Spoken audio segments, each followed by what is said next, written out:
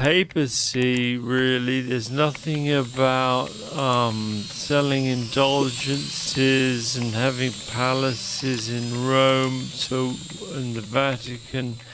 So actually, really, there's just stuff in the Bible about,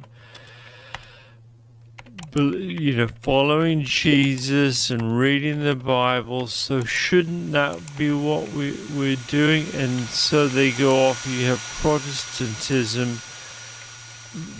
The trouble with the independent movement is it turns out that if you remove the rather predatory money-raising side and the sort of fundamentalist controlling side, you get something a bit wishy-washy that's more or less indistinguishable from many other sort of self-help creeds. It sort of loses its potency. It's almost that the authoritarian dimension of Scientology and the way in which it demands total obedience from its followers is intrinsic to its ability to have an effect. That's fascinating. People do in some way gravitate towards discipline.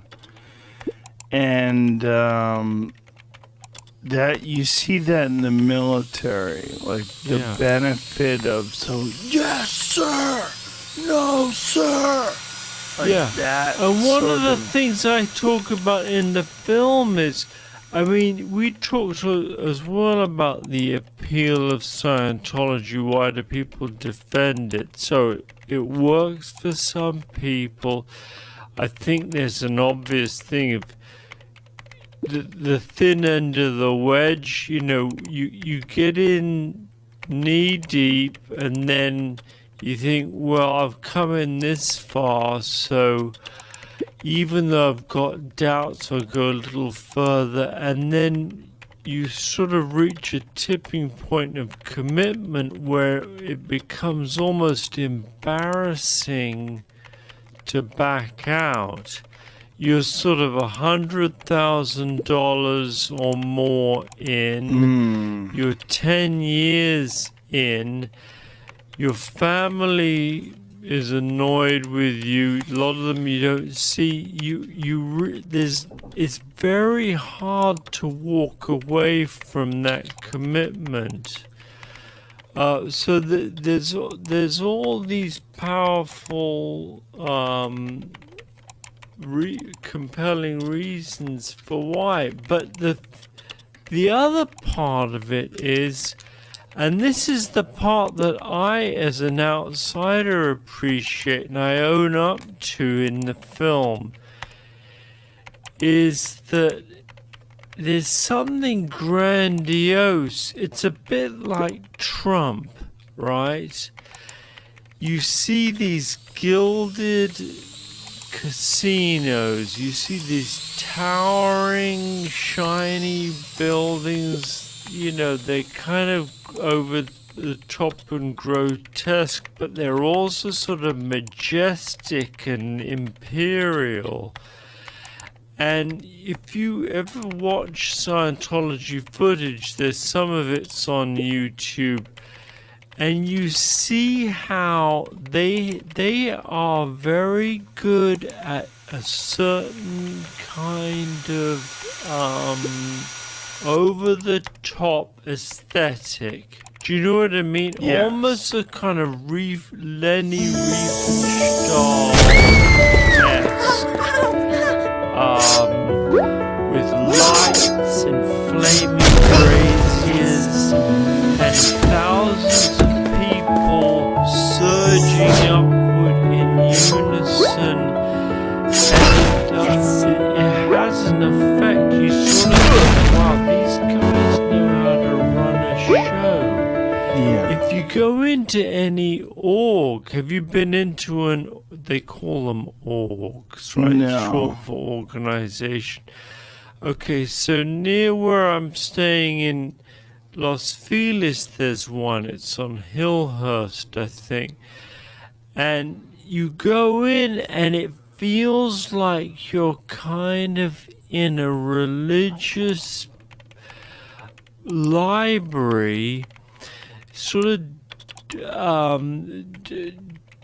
designed by J. Peterman, you know, the catalog company, and it had sort of old globes and kind of distressed wooden furniture and wicker chairs, and it feels like it's kind of like slightly colonial, golden age of exploration feel.